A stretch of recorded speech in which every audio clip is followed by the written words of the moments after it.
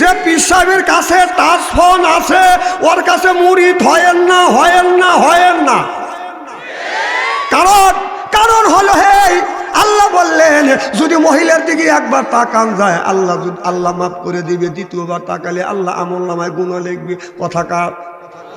এবার একটা লোক বলে হুজুর আপনি বললেন মহিলার দিকে তাকান যায় না, ওয়াজে গেলে এইটা বলেন, এরপরে আপনার মসজিদেও গেলে বয়ান দেন যে মহিলার দিকে যদি একবার তাকান যায় আল্লাহ মাফ করবে, দ্বিতীয়বার তাকাইলে আল্লাহ আমলনামায় গুনাহ লিখবে। হুজুর রাস্তা দিয়ে চললে ডানেও মহিলা, বামেও মহিলা, সামনেও মহিলা, পিছনেও মহিলা, উপর দিকে যদি তাকায় 3 তলার উপরে 4 জন মহিলা মাথা বাই করে আছে, ব্লাউজের রাতা কুত্তায় খাইছে। হুজুর কোন দিকে তাকাবো? আল্লাহ কোরআন কারীমের মধ্যে বললেন কুল্লিল মুমিনিন ইয়াহুদ্দু মিন আবসারিহিম।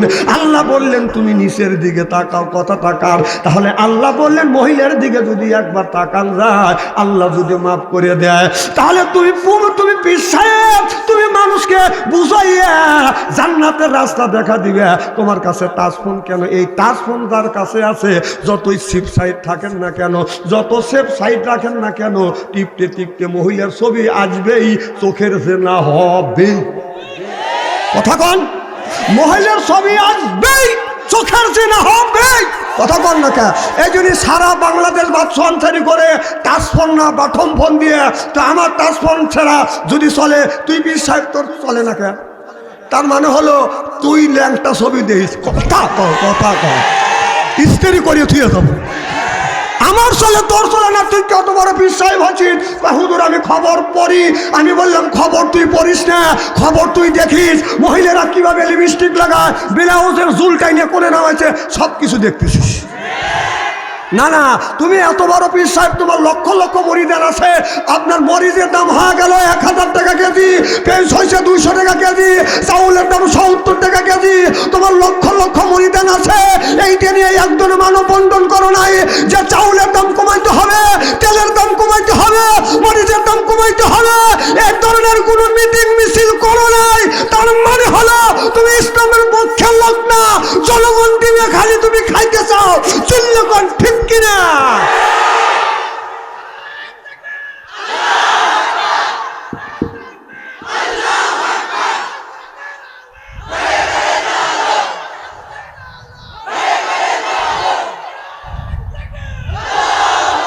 এরা তাকবীর দিতে স্যার কিছু লেগে বেশি, তোর মুখে প্যারালাইসিস ধরবে। 17 বছর লিল্লাহে তাকবীর দিতে পারি নে, তাই লিখে তাকবীর দেওয়া লাগবে না। হে বেরোচ্ছি তোর প্যারালাইসিস যদি না ধরছে, আমি কয়া গেলাম যা, এখনো সময় আছে তাকবীর দাও। নারায়ণ তাকবীর, এখন না আল্লাহু আকবার। ও ঠেলার নাম বাবজি, তাই না? উচিত কথা বলি, বাদশাহ ছেড়ে ভালো না। আমি কোরআন হাদিস নিলে, বর্তমান প্রেক্ষাপট নিলে কথা বলি, আমি ইস্তেরি করে তুলি। এটা সাজাদপুরের পোলা, খালি খাই সেদ্ধ ছোলা। কি খারাপ লাগতেছে নাকি? মারহাবা একটু জোরে কর। আমি বাটম ফোন ব্যবহার করি, টাচ ফোন ব্যবহার করি না। কারণ যতই সেফ সাইড থাকি মহিলার ছবি আসবেই। মহিলা যদি আসে যদি বলে পিকু পিকু, তাহলে আমি ধরা খাওয়া গেলাম। আমি আল্লাহর কাছে কি জবাবটা দেবো? এই জন্য আমি যত পারি টাচ ফোন থেকে দূরে থাকি। যদি বলেন তোমার ছেলেদের কাছে আছে, হ্যাঁ ছেলেদের কাছে আছে, ওদের জ্ঞান বুদ্ধি হয়েছে, ওরা জানে যে এটা অন্যায় করলে গুনাহ হবে, ন্যায় করলে সওয়াব হবে। এলে বোঝার যখন জ্ঞান হয়েছে, তাও আমি ফোন কিনে দিয়ে নিই। ওরা কামাই রুজি করে কিনে নিয়েছে, দোজখে যাবে, তোরা যাবে, তা আমার কি রে? জানা কি কথা কি খারাপ লাগতেছে নাকি? না না, উচিত কথা তো এই ওয়াজ তো কেউ করতে পারে না। খালি কোন বক্তা কি ওয়াজ করলো, বানা সুর বানা নকল করে করে কথা কয় না রে। বাদশাহ অন্তরে নকল করে না, বাদশাহ অন্তরে কোরআন হাদিস পড়ে, এরপরে রিসার্চ করে, গবেষণা করে। কারণ জাকারিয়া আলাইহিস সালামকে দাওয়াত করছে, জাকারিয়া নবী গাছের মধ্যে ঢুকছে, গাছ সহ জাকারিয়া নবীকে কেটে ফেলছে। এই ওয়াজ করি, এই ওয়াজ আমি জানি, এই ওয়াজ করে মানুষকে আল্লাহর রাস্তা আনা যাবে না, এটা অন্যায়, এটা করা যাবে না, এটা না, এটা করতে হবে। ন্যায়ের পক্ষে কথা বলতে গেলে জেল খাটা দরকার হলে জেল খাটবো, জরিমানা দেওয়া দরকার হলে জরিমানা দেবো, প্রয়োজন হলে ভাষ্যের মঞ্চ উঠবো, মন্দিরের সাথে অবস্থায় চিল্লা করতে কিনা। লোক সামনে কিন্তু আনবেন।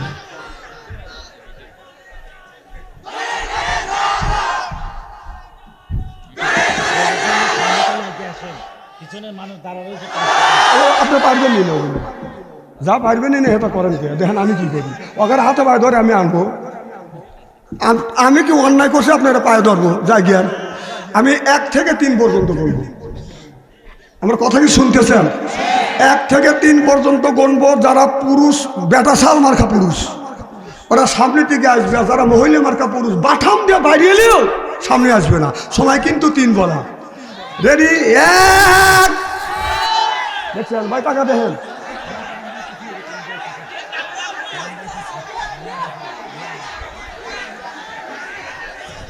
মহিলা মানুষ গেলে ওখানে ও মা বোনেরা, আপনারা এইভাবে টাকা আসেন। মা বোনেরা আপনারা আগে আসেন।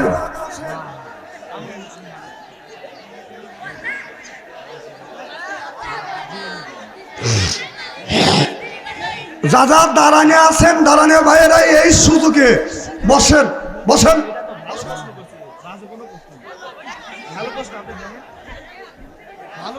আমি একটা প্রশ্ন জানতে চাই, আসলে এটা আমি বিভ্রান্তের মধ্যে আপনি একটু আমি একটু জানতে চাই। জোরকন মার হবা নারে তাকবীর। আপনারা ঠিক আছেন তো? না আমি কি আপনাদের হাতে পায়ে ধরে নিয়ে আসবো? হ্যাঁ, আপনারা ইমানের দায়িত্ব নিয়ে সামনের দিকে চলে আসেন। মার হবা কর।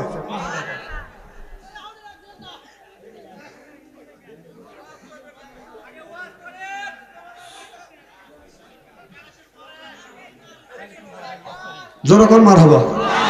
এসব প্রশ্নের উত্তরে হুজুরি দিবে পারবেনি, এগুলো আমার দেওয়া লাগবে উত্তর।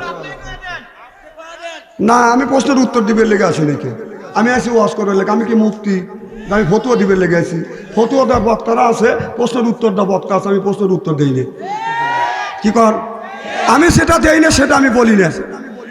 আমার পারা লাগবে, এটা আমার শোনার লাগবে না। আমি পারি বেশি না, আমি অত পারি না। পাড়ার বক্তা আছে, ফতুয়াদার বক্তা আছে, প্রশ্ন উত্তরদার বক্তা আছে। আমি প্রশ্নের উত্তরদার বক্তা না। আমি বর্তমান প্রেক্ষাপট নিয়ে কথা বলি, কারণ এটা অন্যায়, এটা করা যাবে না। আল্লাহর পথে চলতে হবে, এ কথা হলো আল্লাহ নিজে বলেছে। সুবহানাল্লাহ। আমার ভাইরা, আমার কি জানো বলতেছিলাম? আমার ভাইরা, আমার মুসলমান ভাইরা, আল্লাহর হাবিবের বিয়াম্মাতেরা ভালো করে লক্ষ্য করে শুনুন। আল্লাহ নবী বলেছে, ইয়ার বলেন বিদ্যা উঠে যাবে, একসুরুল জাহিল জাহিলিতে বর্ষিত হবে। সেই অবস্থা আজ সোনার বাংলার জমিনে বাদানো হয়ে গেছে। আল্লাহ নবী যখন মিরাজ ভবনে বাদান গেলেন, মিরাজে যাইয়ে দেখতে দেখতে জান্নাত দেখতে দেখতে বাদান, জান্নাতের বিরাট একটা বাদান জান্নাত দেখলেন। একটা জান্নাত দেখা গেল বাদান, একটা জান্নাত, বিশাল জান্নাত। আল্লাহ নবী বললেন, রে ফেরেশতা, এটা বিশাল জান্নাতে জান্নাত টাকার। আল্লাহ নবী বললেন, ফেরেশতা, ফেরেশতা জিবরাইল আলাইহিস সালাম বলে, নবী গো আপনি একটু পড়ে দেখেন। আল্লাহ নবী যায়া দেখে আপনার জান্নাতের সাথে লেখা আছে বাদান খাদিজাতুল কুবরা রাদিয়াল্লাহু তাআলা আনহা। আল্লাহ নবী বললেন, জিবরাইল এখানে না লেখা আছে আমার বড় বিবি খাদিজার নাম? এবার জিবরাইল আলাইহিস সালাম বলে, ইয়া রাসূলুল্লাহ, ইয়া হাবিবাল্লাহ, এই জান্নাতটা আপনার বড় বিবি খাদিজার জন্য আল্লাহ নির্মাণ করছে। সিল্লাকান আল্লাহু আকবার। নবী বলে, জিবরাইল আমার বিবি হলে 11টা, আর একটা জান্নাত কেন আল্লাহ রাখছে? আল্লাহ নবীকে জিবরাইল আলাইহিস সালাম বলে, ইয়া রাসূলুল্লাহ, ইয়া হাবিবাল্লাহ, টাকা দেখেন, এই যে আপনার 11টা বিবির 11টা জান্নাত। এবার আল্লাহ নবী যা দেখে 11টা বিবির 11টা জান্নাত, 11টা বিবির নাম লেখা রয়েছে, আরো 2টা বাদান জান্নাত বেশি আছে। আল্লাহ নবী বললেন, এই জান্নাত কোন? কয় হুজুর, এই সাঙালে যতগুলি জান্নাত আছে সব হলো আপনার বিবিদের। আল্লাহ নবী গুনে দেখে যে 13টা জান্নাত। আল্লাহ নবী বললেন, ভাই জিবরাইল আমার 11টা বিবি 11টা জান্নাত হবে, আর 13টা জান্নাত হইল কেন? জিবরাইল আলাইহিস সালাম বলে, ইয়া রাসূলুল্লাহ, ইয়া হাবিবাল্লাহ, আপনার 11টা বিবি না, আপনার বিবি হলো সর্বমোট 13টা। সিল্লাকান আল্লাহু আকবার। নবী বলে, জিবরাইল আমি তো বিয়ে করেছি 11টা, আমার 13টা তো বিবি না। আল্লাহর নবী জিবরাইল আলাইহিস সালাম বললেন, ইয়া রাসূলুল্লাহ, ইয়া হাবিবাল্লাহ, ও নবীজি, আরো আপনার 2টা বিবি আছে, একটা বউ হবে আপনার হযরতে আসিয়া, ফেরাউনের বিবি আপনার বিবি হবে, আর একটা বিবি হবে আপনার, সেইটা হলো নাম হলো হযরতে মরিয়ম। আল্লাহর নবী দুনিয়ায় একটা কুমারী মেয়েকে বিয়ে করছে, অবিবাহিত মেয়েকে বিয়ে করছে দুনিয়ায়, আর 10টা বিবি ছিল বাদান বিবাহিত। আর জান্নাতের মধ্যে 2টা মেয়েকে বিয়ে করবে, একটা হলো অবিবাহিত আর একটা মহিলা হবে বাদান বিবাহিত। সর্বমোট আল্লাহর নবী আপনার জান্নাতের মধ্যে 2টা বিয়ে করবে, এই দুনিয়ায় 11টা আর জান্নাতের মধ্যে 2টা, তালি হবে কয়টা? এই একটা কথা বলবি না, মানা করে দিলাম। ও আজকে খুব খারাপ লাগতেছে নাকি?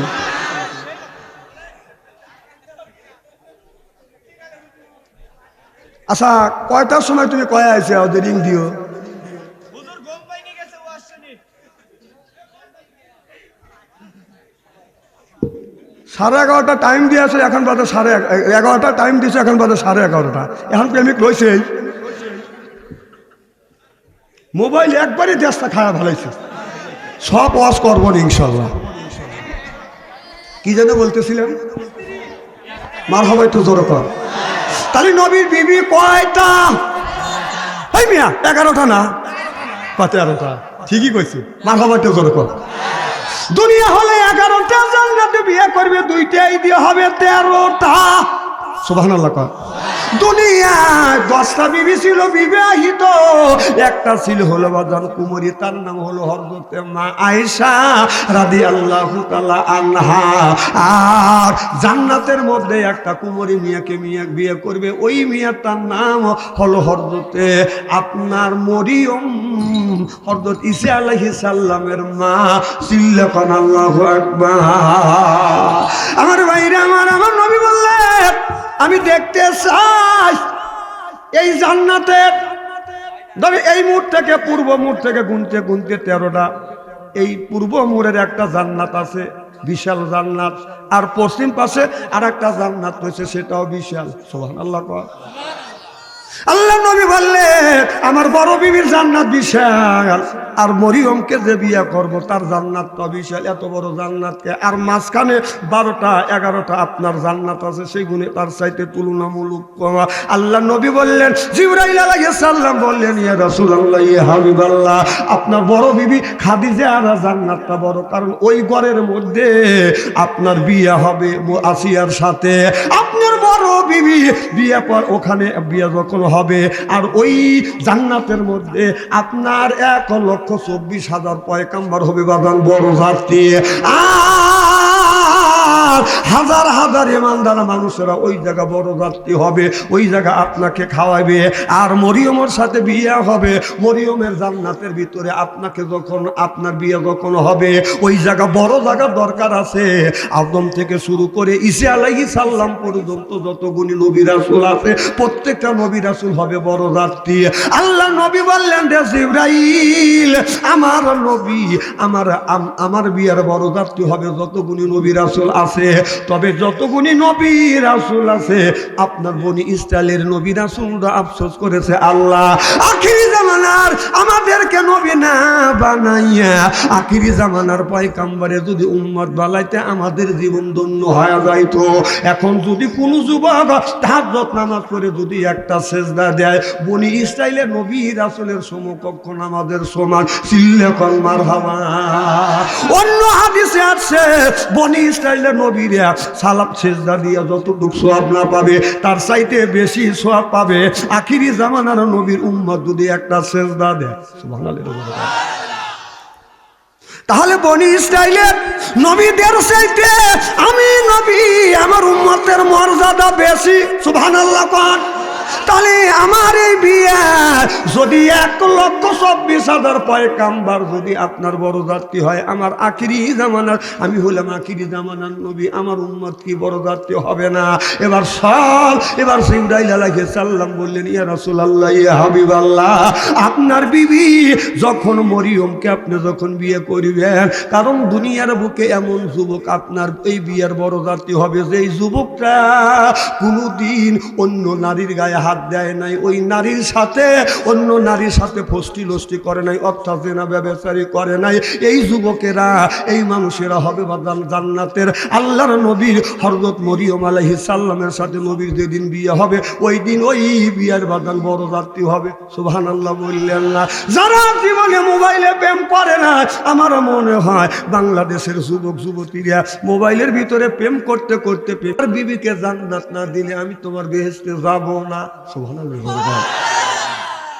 মা বোনেরা, স্বামীর সাথে তো ঝগড়া করো, দেখো কি তোমার স্বামী। মা বোনেরা কাছে হুজুর, আমার ভাইয়ের, আমার একটা কথা বলি, আমার কথা ওভারটেক করলে মানুষ আপনাকে খারাপ বলি, একটু নিচে নেমে বলবো সেটা। আচ্ছা, এই যে দান যখন ফ্যান দিয়ে উড়োয়, ভালো দান পরে হলো সামনে, আর সিটিয়া যেগুলো আগাইলে কোথায় পড়ে, সেগুলো মানুষের চোখে যায়। আরো কি নিচে নামা লাগবে? কে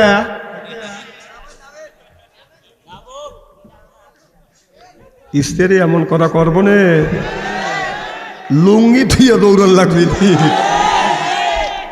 ওয়াজটা করবে না, কি যেন বলতেছিলেন? আল্লাহ বলবে, বান্দা বলবে, আল্লাহ রে আমার বউ দাও, আমার বউকে যদি না দাও আমি তোমার জান্নাতে যাব না। আল্লাহ বলবে, ফেরেশতা তাড়াতাড়ি যা, আমার বান্দার বিবি কই? এবার বান্দার বিবিটাকে বাজার নিয়ে আসবে না। এবার বান্দা তখন কি করবে? কেনে আঙুল, বিবির কেনে আঙুল ধরবে, আর বিবু স্বামীর কেনে আঙুল ধরিয়ে দুইজন আনন্দের সাথে আল্লাহর একই জান্নাতে অবস্থান করিবে। আমার ভাইরা আমার, আদর করে করে যখন বান্দাকে আল্লাহর জান্নাতে নিয়ে যাবে, আপনার আমার বাড়ি যদি আসে বাজান মেহমান পাইয়া দেয় বাজান চাদর, আত্ম মনে করে হাইরে আমার কদর, পাইয়া দেয় বিদেশি চাদর, আত্ম মনে করে হাইরে আমার কদর। এরপরে আনে বাজান খানা, একটাও তো ডাক না সারা না, খাবারের পরে দেয় বাজান দই, খায়া তো বাজান হইসই, তারপরে দেয় পেপসি কোকোকোলা, খায়া তো মনের মধ্যে বাজান দেয় দোলা, তারপরে খায় বাজান পান, খায়া তো আছে মনের মধ্যে গুনগুননি গান, তারপরে খাই এক খাবলা হাকিমপুরি জর্দা, শরীর তার গামিয়া যায়, বুঝায় আমি বড় মর্দা। আপনারা ঠিক আছেন তো ইনশাল্লাহ? মারহাবা একটু জোরে কর। আমার ভাইরা আমার, এ আল্লাহর বান্দিরা ভালো করে লক্ষ্য করে শুনুন। আল্লাহ এদিকে খান, চেহারা কি একবারে খারাপ নাকি? না না, ওই দিকে কি জন্য তাকালেন? একটা আলেমের চেহারার দিকে চাওয়া থাকলে ছবিরে গুণ আল্লাহ মাফ করে দেয়। সুবহানাল্লাহ একটু জোরে কর। আমার মাহফিলে তিনটা কাজ করা লাগবে। এক নাম্বার, আমার দিকে চাওয়া থাকতে হবে। 2 নাম্বার, ওঠা বসা করা যাবে না। 3 নাম্বার, চলে যাওয়া যাবে না। পেশাবের চাপ দিলে এখানে মুখবে। আমার কল মোবাইলে দেখে আনছেন, আমার মাহফিলে যাওয়া যাবে কি যাবে না? আমার ভাইয়ের, আমার এ মুসলমান ভাইরে, আল্লাহর হাবিবের বিয়াম্মাতেরা ভালো করে লক্ষ্য করে শুনুন, আমলের নিয়তে শুনতে হবে। আল্লাহ বলে, বান্দারে তাড়াতাড়ি আসে। আল্লাহ বলবে, বান্দি তোমরা জান্নাতে যাও। এবার আল্লাহর বান্দিকে যখন জান্নাতে দিবি, আলহামদুলিল্লাহ ভালো আছে, আপনি তো ওখানে দেখলেন, আমরা 2 ভাই তো ভালো। হ্যাঁ দেন দেন দেন, এখন দেন দেন, একটু কথা বলুন। না না, কিছু বলুন, বলুন কিছু বলুন, একটা কথা বলুন। আসসালামু আলাইকুম ওয়া রাহমাতুল্লাহ। এখন আমরা মূল্যবান আলোচনা শুনতেছিলাম, তার মধ্যে আমাদের একজন অতিথি আসছেন। আসলে যে দেশের অবস্থা চলছে, কারো নাম পরিচয় সেভাবে বলা যাচ্ছে না, বিধায় মোহাম্মদ রফিকুল ইসলাম মন্ডল, ভাই রফিকুল ইসলাম মন্ডল, ওনাকে একটু সালাম বিনিময় করার জন্য আমি অনুরোধ করছি।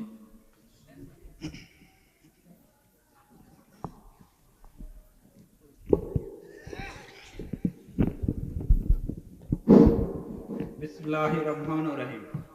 আসসালামু আলাইকুম। আপনারা সবাই কেমন আছেন? আসলে এখানে বক্তব্য দেওয়ার মতন এখানে কিছু নেই। আমরা যেখানে আসছি এখানে একটা মাহফিল, এখানে মাহফিলে দেখা যায় বক্তব্য দিতে গেলে আমাদের রাজনীতির কথা আসবে, সেই জন্য আমরা এখানে বক্তব্য না দেওয়াটাই ভালো হবে। আমার পরিচয়টা আমি একটু সংক্ষেপে খালি বলে দিব, নাকি শুনতে চান? আমার গ্রাম হলো সন্তোষা, 4 নং রূপবাড়ি। আমি আগামী দিনে যদি আল্লাহ তাআলা আমাকে বাঁচিয়ে রাখে, হয়তো আমি 4 নং রূপবাড়ি থেকে চেয়ারম্যান পদপ্রার্থী হিসেবে আসতে চাচ্ছি। সেজন্য আমার জন্য একটু সবাই দোয়া করবেন। ঠিক আছে, ভালো থাকবেন, দোয়া রাখবেন। আসসালামু আলাইকুম ওয়া রাহমাতুল্লাহি ওয়া বারাকাতুহু। ওয়ালাইকুম আসসালাম। জি না, সর্বশেষ ওখান থেকে এসএসসি শেষ করে পরে এখন ঢাকা বিজনেস করছি। এসএসসি কোন সময়? ধন্যবাদ ভাইকে সংক্ষিপ্তভাবে দুটি কথা বলার জন্য। এ পর্যায়ে আপনাদের সামনে যিনি আলোচক, আমাদের প্রধান আলোচক, ওনার অসমাপ্ত আলোচনাগুলো সমাপ্ত করার জন্য, শেষ পর্যন্ত বলার জন্য অনুরোধ করছি। আমার ভাইরা আমার, আল্লাহ বলবে বান্দি রে যা আমার জান্নাতে যা। বান্দি যখন জান্নাতের দিকে যাবে, জান্নাতের সামনে বাদান যাবে, যায় বাদান জান্নাতের গেটের সামনে দাঁড়াবে। আল্লাহ বলবে বান্দি জান্নাতের অর্ডার দিলাম, তুমি জান্নাতের গেটের সামনে গেলা। এবার বান্দি বলবে আল্লাহ আমার স্বামী কই, স্বামী ছাড়া আমি জান্নাতে যাব না। তুমি বলেছো জোড়ায় জোড়ায় মানুষকে তুমি বেহেশতে পাঠাইবে। ও আল্লাহ আমার যে স্বামী কর্ম করেছো, পরিশ্রম করে, ব্যবসা করে, বাণিজ্য করিয়া, মাঠে ঘাটে কাজকর্ম করিয়া আমাকে আমার মুখে 2 মুঠ খাবার তুলে দিছে, আর আল্লাহ আমাকে পরনের জন্য, জামা কাপড়ের জন্য অনেক চেষ্টা করেছে, আমার খেদমত করছে, আমার জন্য। আমি অসুস্থ হইলে ওষুধ দিছে, অসুস্থ হলে ডাক্তার খানা নিয়ে গেছে। আল্লাহ যে স্বামী আমার সুখে দুঃখের সাথী হয়ে জীবনভর, যৌবন বয়স থেকে আপনার বৃদ্ধ পর্যন্ত আমাকে বলে নাই ও মাওলা আমি একা একা জান্নাতে যাব না, আমার স্বামী কই? আল্লাহ বলবে তোমার স্বামী নামাজ পড়ে নাই, তোমার স্বামী রোজা রাখে নাই, তোমার স্বামী হজ করে নাই, যাকাত দেয় নাই। ও বান্দি এই জন্য তোমার স্বামীকে আমি জান্নাতে দেব না, তুমি জান্নাতে যাও। বান্দি বলবে আল্লাহ আমার স্বামীকে যদি জান্নাতে না দাও আমি একা জান্নাতে যাব না। এই যে যে জান্নাতের টিকিট দিছা, তোমার টিকিট তুমি নাও। ও আল্লাহ তোমার টিকিট তুমি না, আমি জান্নাতে যাব না। আল্লাহ বলে এ বান্দি আমি আল্লাহ, আমি দিতে জানি নিতে জানি না। যা ফেরেশতা আমার বান্দা, আমার বান্দির স্বামীকে নিয়ে আসো। তখন তার স্বামীকে আনবে, 2 জনকে নিয়ে আঙ্গুল ধরে আল্লাহর জান্নাতে প্রবেশ করবে। যেরকম সুবহানাল্লাহ। তাহলে বউ ভালো, স্বামী ভালো। এই জন্য মা বোনদের বলি, মা স্বামীর সাথে জর্গা আর রাগ করো না, সংসারে চালায় পুরুষ জাতি, নারী লাগায় প্যাঁচ। প্রত্যেক বাড়ি হয় গো খেলা, লিফারি সেরা ম্যাচ। স্বামী যখন, স্বামী স্ত্রী যখন জর্গা হয়, ওখানে কি লিফারি থাকে? কি যে খেলা শুরু হয়, যারা মিটাতে যায় তারাও মিটাতে পারে না। এই জন্য আমি বলি সংসার চালা পুরুষ জাতি, নারী লাগাই প্যাঁচ। প্রত্যেক বাড়ি হয় গো খেলা, আলে বাড়ি সেরা ম্যাচ। বরে জ্বালা বাইরে জ্বালা, জ্বালার নাইকে শেষ। নারী জাতি নষ্ট করলো সোনার বাংলাদেশ। প্রেম প্রীতি ভালোবাসা ঢুকছে গড়ে গড়ে, প্রেমের জন্য অনেক নারী বিষ খাইয়া মরে। প্রেম প্রীতি ভালোবাসা নারী করছে শুরু, হিসাব করে দেখলাম নারী প্রেমের নাতের গুরু। ও যুবক ভাইরা, নারীর প্রেমে পড়ো না। প্রেম ভালোবাসা জায়েজ আছে, একবার নয়, 2 বার নয়, 200 কোটি বার জায়েজ আছে। তবে বিয়ের আগে নয়, বিয়ের হলো পরে। প্রেম করো না নারীর সাথে, হবে সর্বনাশ। নারীর সাথে প্রেম করিলে খাইবে বড় বাস।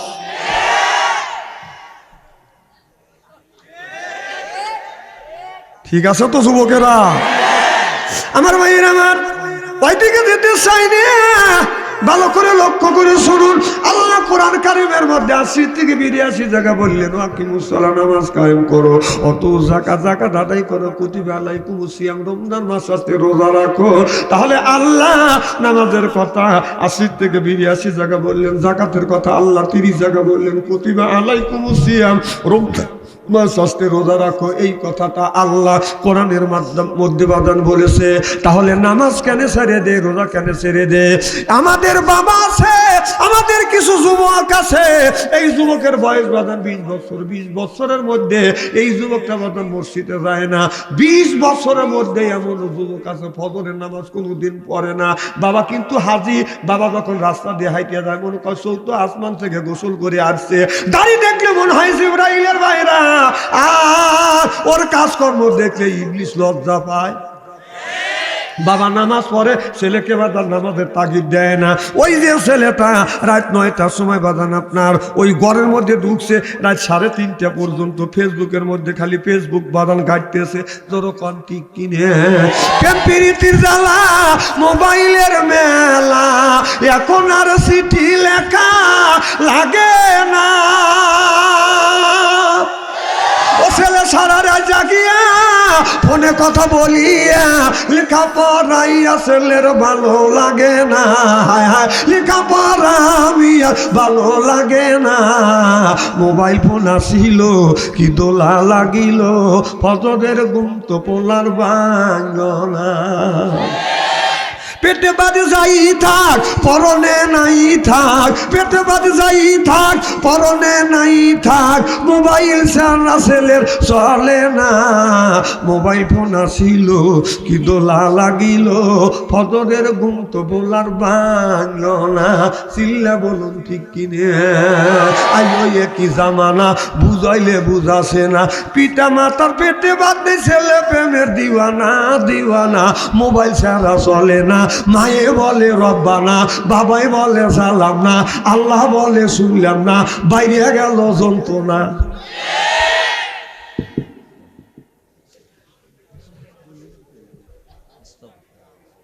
এই যে মোবাইল ফোন এসে সোনার দেশটাকে নষ্ট করলো।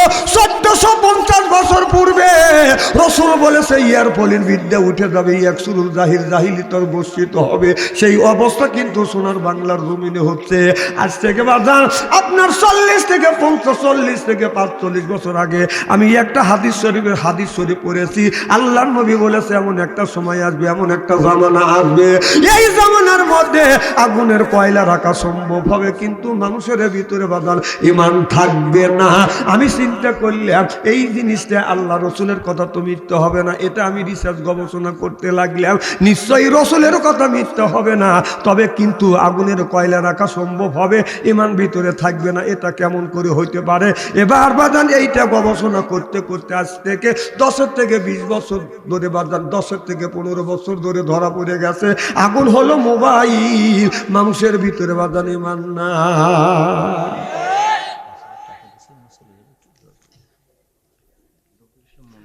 নারে তাকবীর! দানবীর রফিকুল ইসলাম মন্ডল 5000 টাকা কাল মারহাবা। হাত তোলেন একটু মোনাজাত করি। আল্লাহ রফিকুল ইসলাম মন্ডল ভাই আল্লাহ 5000 টাকা দান করছে। আল্লাহ এই দানটা তুমি কবুল করো, মনের আশা পুরো করো, জীবনের গুনাহ মাফ করো। আল্লাহ ও মাওলা ইসলামের সৈনিক হিসেবে তুমি কবুল করে নাও, জনগণের খেদমত করবে রে আল্লাহ।